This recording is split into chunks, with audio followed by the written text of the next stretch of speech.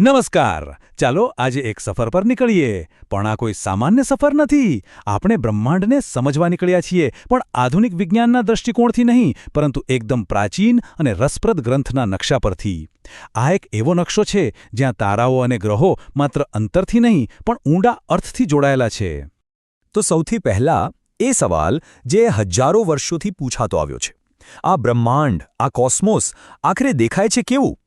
અત્યારે તો આપણી પાસે શક્તિશાળી ટેલિસ્કોપ છે, પણ જરા વિચારો, એ સમયમાં લોકોએ આકાશ, તારાઓ અને આ વિશાળ બ્રહ્માંડમાં પોતાનું સ્થાન કેવી રીતે સમજ્યું હશે? તો ચાલો આપણે આ જ વિષયમાં ઊંડા ઉતરીએ. આપણે જે નકશાની વાત કરવા જઈ રહ્યા છીએ એ માત્ર કિલોમીટર કે માઇલનો હિસાબ નથી આપતો, પણ એ આધ્યાત્મિક અને પૌરાણિક અર્થોથી ભરેલો છે.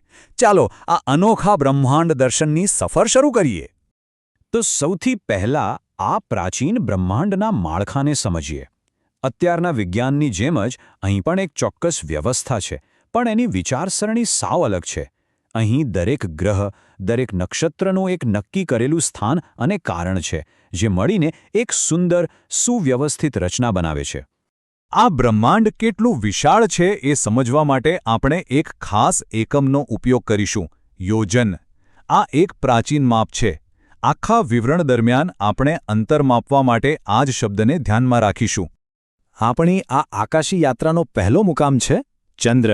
આ પ્રાચીન દ્રષ્ટિકોણ મુજબ ચંદ્રમાં માત્ર પૃથ્વીની આસપાસ ફરતો એક નિર્જીવ ગોળો નથી, પણ આ બ્રહ્માંડનો એક જીવંત અને ખૂબ જ પ્રભાવશાળી હિસ્સો છે. ચાલો જોઈએ, કેવી રીતે? તો સવાલ એ છે કે આ નકશામાં ચંદ્ર છે ક્યાં? તો સાંભળો, એ સૂર્યના કિરણોથી પણ 1,00,000 યોજન ઉપર આવેલો છે. આ અંતર જ આપણી આકાશીય યાત્રાનો પાયો છે, જ્યાંથી બધી ગણતરી શરૂ થાય છે. હવે ચંદ્રની ગતિની વાત કરીએ તો એ ખરેખર અદ્ભુત છે. જરા કલ્પના તો કરો, જે રસ્તો કાપતા સૂર્યને આખું એક વર્ષ લાગી જાય, એ જ રસ્તો ચંદ્રમાં ફક્ત 1 મહિનામાં પૂરો કરી લે છે. અને વાત અહીં જ નથી અટકતી. સૂર્ય જે અંતર 15 દિવસમાં કાપે છે, એ જ અંતર ચંદ્ર માત્ર 1 જ દિવસમાં કાપી નાખે છે. કેટલી અકલ્પનીય ગતિ નહીં? પણ સવાલ એ છે કે ચંદ્રની આટલી બધી ઝડપ આટલી મહત્વની કેમ છે? કારણ કે એનું કામ માત્ર આકાશમાં ફરવાનું નથી. એનું આધ્યાત્મિક મહત્વ ઘણું મોટું છે. જ્યારે ચંદ્ર વધે છે, એટલે કે શુક્લ પક્ષમાં, ત્યારે તે દેવોને પ્રસન્ન કરે છે, અને જ્યારે ઘટે છે, એટલે કે કૃષ્ણ પક્ષમાં, ત્યારે તે પિતૃઓને પોષણ આપે છે. આ રીતે તે દેવો અને પિતૃઓને દુનિયાને જોડે છે, અને તેને મન, અન્ન અને અમૃતનો સ્ત્રોત માનવામાં આવે છે. ચાલો હવે ચંદ્રથી પણ ઉપર જઈએ. આપણી યાત્રા હવે ઉપરની તરફ જશે. આપણે એક પછી એક આકાશી સ્તરોને પાર કરીશું અને બ્રહ્માંડની આ સીડીના દરેક પગથિયાને નજીકથી જોઈશું. ચંદ્રથી ઉપર જતાં જ આપણને નક્ષત્રોનું સ્તર મળે છે. આ ગ્રંથ પ્રમાણે ચંદ્રથી 3,00,000 યોજનના વિશાળ અંતરે આ બધા નક્ષત્રો એટલે કે તારામંડળ ફેલાયેલા છે. આ બ્રહ્માંડના આકાશી નકશામાં એક ખૂબ જ મહત્વનો પડાવ છે. અને નક્ષત્રોથી ઉપર આપણને ગ્રહોની એકદમ સુંદર અને સુવ્યવસ્થિત ગોઠવણ જોવા મળે છે, જાણે કે કોઈ સીડી હોય. શુક્રથી લઈને શનિ સુધી દરેક ગ્રહ તેની નીચેના ગ્રહથી બરાબર 2,00,000 યોજનના અંતરે ગોઠવાયેલો છે. અહીં કોઈ અંધાધૂંધી નથી. બધું જ એકદમ ગણતરીપૂર્વક અને વ્યવસ્થિત છે. અને હા, એવું બિલકુલ નથી કે આ ગ્રહો બસ આકાશમાં ફર્યા કરે છે. ના, આ ગ્રંથ મુજબ એમનો આપણી પૃથ્વી પર સીધો પ્રભાવ પડે છે. જેમ કે બુધ ગ્રહ વાવાઝોડા કે દુકાળ જેવી આફતોની ચેતવણી આપે છે, તો બીજી તરફ મંગળને થોડો અશુભ માનવામાં આવે છે, જે દુઃખનું સૂચન કરે છે. પણ બૃહસ્પતિ પણ છે, જે જ્ઞાનીઓ અને ભક્તો માટે હંમેશા અનુકૂળ રહે છે. અને આ બધાની ઉપર છે શનિ, જેને તો સર્વોચ્ચ નિયામક માનવામાં આવે છે. એવું કહેવાય છે કે એમના જ નિયંત્રણ હેઠળ આખું બ્રહ્માંડ કામ કરે છે.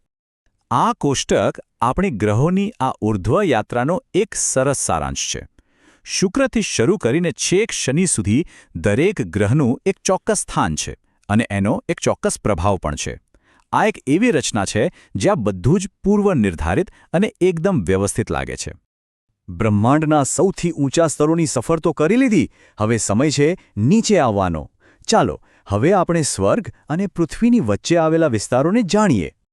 આકાશી ગ્રહો અને આપણી પૃથ્વીની બરાબર વચ્ચે એક ખાસ જગ્યા છે, જેને અંતરિક્ષ કહેવામાં આવે છે. આ એ જ જગ્યા છે જ્યાં પવન ફૂંકાય છે અને વાદળો બંધાય છે. એમ કહી શકાય કે તે આકાશી અને ભૌતિક દુનિયા વચ્ચેનો એક સેતુ છે. અને આ અંતરિક્ષ ખાલીખમ નથી. એ સિદ્ધ, વિદ્યાધર, યક્ષ, રાક્ષસ અને પ્રેત પિશાચ જેવા અનેક પ્રકારના જીવોથી ભરેલું છે. આ જ તો વાત છે જે આ બ્રહ્માંડ દર્શનને ખાસ બનાવે છે. તે માત્ર પથ્થરો અને વાયુના ગોળાઓનું બનેલું નથી, પણ જીવંત અને પૌરાણિક કથાઓથી ધબકતું વિશ્વ છે. અને છેવટે આપણી યાત્રા એના અંતિમ મુકામે પહોંચે છે. અંતરિક્ષથી 600 યોજન નીચે આવેલું છે આપણું વિશ્વ, ભૂલોક એટલે કે પૃથ્વી.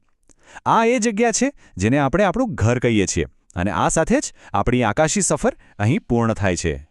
તો ચાલો, અત્યાર સુધી આપણે જે કંઈ પણ જોયું અને સમજ્યું છે એ બધા ટુકડાઓને જોડીએ અને આ પ્રાચીન બ્રહ્માંડના નકશાનું એક સંપૂર્ણ ચિત્ર જોઈએ. ચાલો આખી રચનાને એક જ નજરમાં જોઈએ. સૌથી ઉપર શનિ અને બીજા ગ્રહો છે, જે આખા બ્રહ્માંડ પર શાસન કરે છે. એમની નીચે નક્ષત્રો, ચંદ્ર અને સૂર્ય આવે છે. અને આ બધાની નીચે છે મધ્ય આકાશ, એટલે કે અંતરિક્ષ. અને છેક નીચે આપણો ભૂલોક, આપણી પૃથ્વી. એક સંપૂર્ણ, સ્તરવાળી અને અર્થપૂર્ણ રચના. અને આ ગ્રંથ આ શબ્દો સાથે પૂરો થાય છે. આ પ્રમાણે પૃથ્વીની મંડળીની માહિતી છે. વાક્ય ભલે સાદું હોય, પણ એ સ્પષ્ટપણે દર્શાવે છે કે આટલી બધી માહિતીનો મુખ્ય હેતુ આપણા વિશ્વને અને બ્રહ્માંડમાં એના સ્થાનને સમજાવવાનો જ હતો. આખું વિવરણ આપણને વિચારવા પર મજબૂર કરે છે.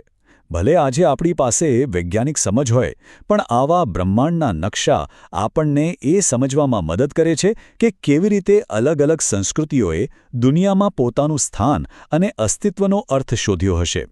તે આપણને યાદ અપાવે છે કે વાસ્તવિકતાને જોવાની અને સમજવાની એકથી વધુ રીતો હોઈ શકે છે.